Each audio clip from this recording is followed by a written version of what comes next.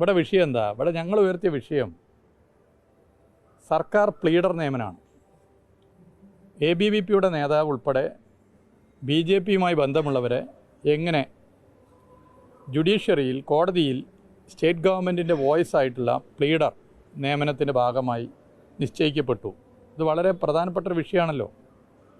ഇത് മുഖ്യമന്ത്രിക്ക് ഞങ്ങളെ ബോധ്യപ്പെടുത്തുന്നത് പോട്ടെ, KSU എന്ന കോൺഗ്രസുമായി ബന്ധപ്പെട്ട വിദ്യാർത്ഥി സംഘടനാ നേതൃത്വത്തെയും വിദ്യാർത്ഥി സംഘടനാ യൂണിറ്റുകളെയും ബോധ്യപ്പെടുത്താൻ പറ്റിയിട്ടില്ല എന്ന് മാത്രമല്ല, ഈ ഗുരുതരമായ വിഷയത്തിൽ നിന്നും രക്ഷപ്പെടാൻ വേണ്ടി അദ്ദേഹം ലോയേഴ്സ് കോൺഗ്രസ് നിർദ്ദേശിച്ചതിൻ്റെ ഭാഗമായിട്ടാണ് ഇവരെ നിയമിച്ചതെന്ന് പറയാൻ വേണ്ടി അതിൻ്റെ ലെറ്റർ പാഡുമായിട്ടാണ് പത്രസമ്മേളനത്തിൽ വന്നത്.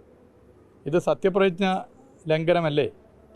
ഭീതിയോ പ്രീതിയോ സ്വജനപക്ഷപാതമോ ഒന്നുമില്ലാതെ നീതിക്ക് വേണ്ടി നിലകൊള്ളുമെന്ന് സത്യപ്രതിജ്ഞ ചെയ്ത കേരളത്തിൻ്റെ മുഖ്യമന്ത്രി ഇവിടെ സത്യപ്രതിജ്ഞ ലംഘനം നടത്തിയിരിക്കുകയാണ്.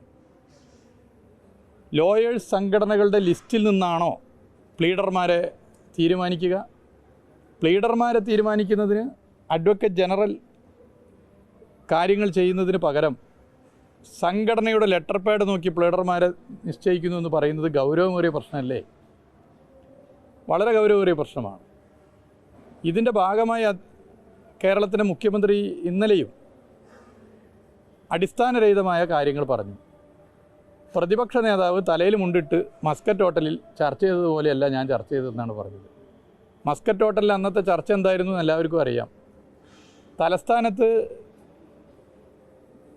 BJPയും RSSും CPIയും തമ്മിലുള്ള സംഘർഷത്തിന് പരിഹാരം കാണാൻ മുഖ്യമന്ത്രി നേരിട്ട് വിളിച്ചു ചേർത്ത യോഗമാണ്.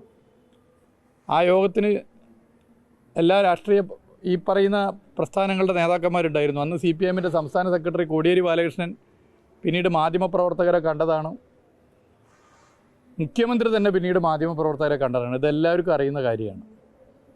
ഇതൊക്കെ അറിഞ്ഞിട്ടും ഇങ്ങനെ ഒരു വിഷയം എടുത്തിടുന്നതിൻ്റെ പിന്നിൽ വിദ്വേഷ പ്രചാരകർക്ക് വെള്ളപൂശാൻ വേണ്ടിയിട്ടുള്ള രാഷ്ട്രീയ ഉത്തരവാദിത്വം VD സതീശൻ എടുത്താണ് പ്രശ്നം.